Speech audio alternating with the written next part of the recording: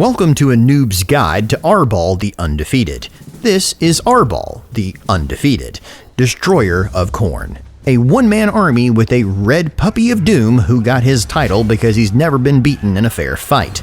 Or an unfair one if you're honest with yourself, as I'm pretty sure juiced to the tits with Khorne blood magic is on the list of Olympic banned substances.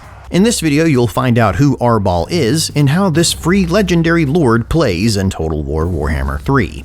For nearly 4,000 years before the game's start, a Norskin named Arbaal the Undefeated got bored of beating up the other Swedish cavemen for their meatballs, so he grabbed his IKEA club card to ride into the Plain of Skulls in search of a real challenge, swearing he would stick his Stångaronga up Khorne's Storstupa, according to the random Swedish translation guide I found on the internet. Khorne must have been impressed at the sheer size of Arbaal's brass balls, because he reappeared centuries later at the head of one of his armies during the Great War against Chaos, decked out with shiny new armor and a new axe, and a newfound obsession with blood and skulls. You can say a lot about Khorne and his anger management issues, but when he sees a psychotic mass murderer, he knows how to employ them properly. He even gifted Arbaal his own dog, the Hound of Khorne, to help him work on his rage issues with an emotional support good boy. And by help, I mean stoke it to Conor McGregor levels of Irish inbred ferocity. Arbaal portaled back into the mortal world atop the Hound of Khorne and personally led 100 demons in the assault against the walls of Prague. That's right, a whole 100 demons.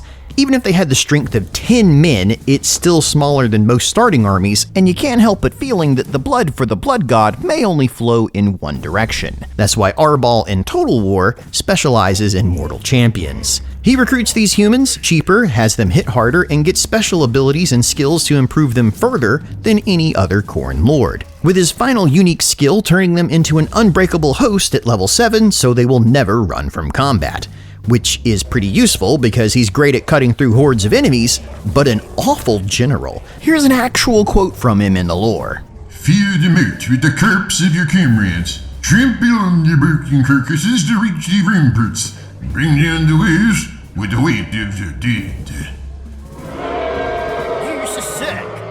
The major drawback to Arbaal's campaign is there aren't many non-demonic Khorne units in Khorne's base game roster. Thankfully, even if you don't buy any of Total War's DLCs, his army is mostly there as hype men anyway, because it was Arbaal and his Destroyer Axe that single-handedly battered down the gates of Prague, swinging it about to behead 1,000 defenders in the battle, as his axe, Destroyer, was personally gifted to Arbaal by Khorne, and once you unlock it at level 15, you'll gain additional attack, AP damage, and more skulls from kills, which is pretty typical Khorne stuff. But Arbaal also gets perfect vigor, so he never gets tired in battle, and the passive Destroyer of Khorne, where for each entity you kill, he gains more weapon damage, AP damage, charge bonus, and melee damage for the course of a battle. Making Arbaal a meat grinder you'll want to stick in the thickest blob of enemies so that he'll be picking the gristle out of his helmet after every battle. He's become so connected with his axe, it's almost like an extension of his body.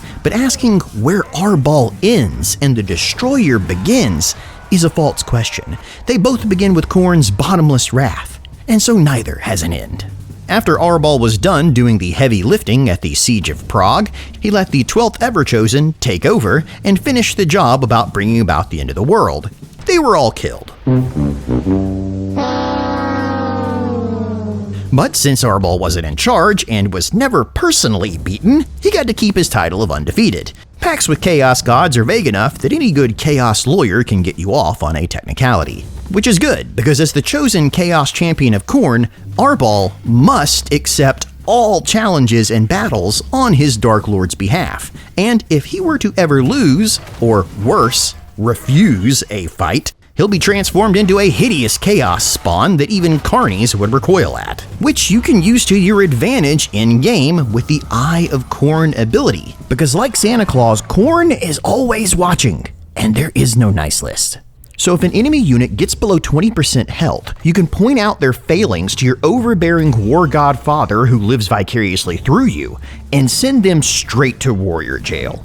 where jail is eternal damnation as a gibbering hellspawn or being forced to live in North Florida, because the Eye of Khorne lets you instantly kill a nearby unit and summon them back as chaos spawn.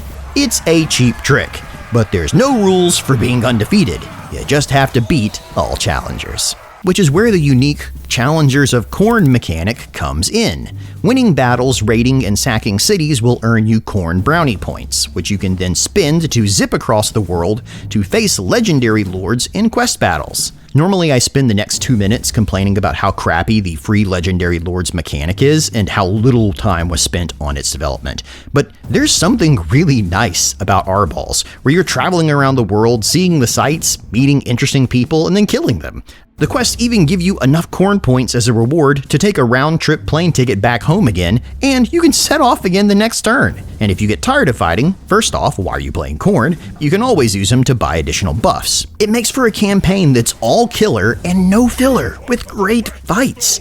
The only problem is, it has zip all to do with Arbaal's lore. I mean, if only there were another Norscan champion who travels the world fighting legendary heroes, maybe with the help of a magical teleporting boat that lets him go anywhere and can whisk him away again on command. If only such a lord existed.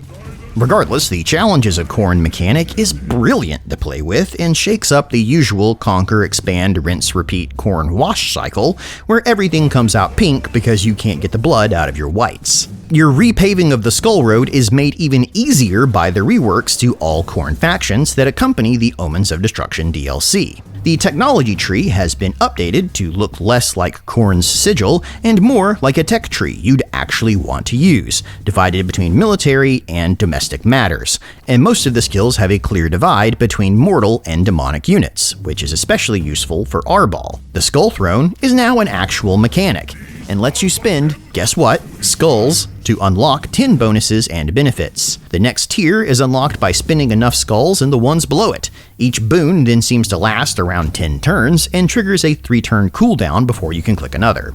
And the topmost rung has some real doozies that will leave your enemies crying in your cornflakes.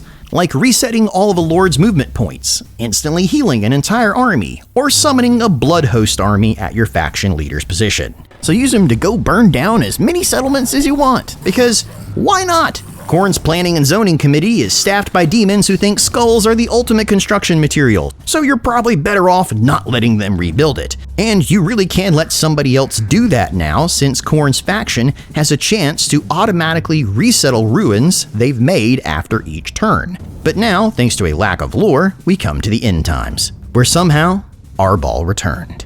This time teaming up with another Everchosen, the lucky 13th, Archaon, asking the Destroyer to work his blood magic by burning totally not India to the ground.